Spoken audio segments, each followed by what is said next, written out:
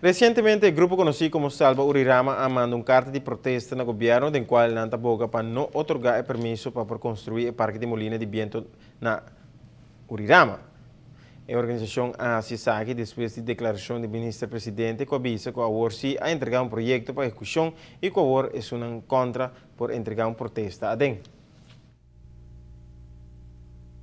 Nós entregamos bezwaar tanto na directie volksgezondheid en directie wetgeving en juridische zaken. Aqui nós entregar tanto rapport ng de saúde, econômico e ambiental.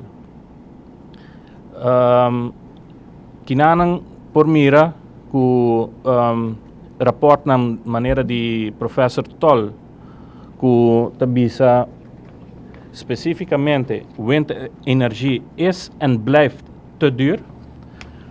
Bota ku nota kos rendabel pa e país. E bota nos ting rapport ng dokumentasyon também de que efeito negativo e tal ting of ting ainda riba governo e país na maneira Inglaterra que senang. El grupo contra el proyecto aquí en el sitio es asegurar que en pasado web llega de analizar tour el pro y contra de un proyecto sina y verdad taco y no te aporta nada.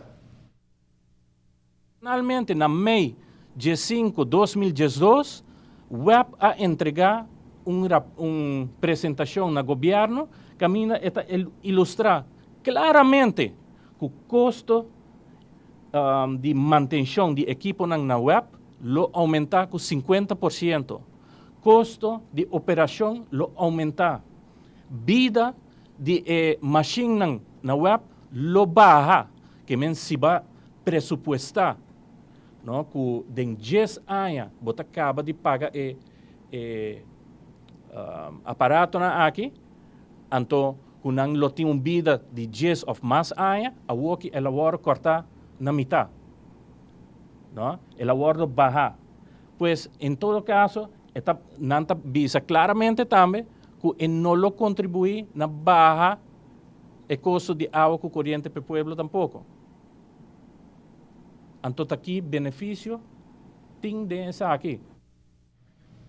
Na Salva Urirama escreve de uma carta no governo que não nota contra energia alternativa, ao contrário, não promove mais que não por, pero na saúde também na primeiro lugar com qualquer desenvolvimento de energia verde.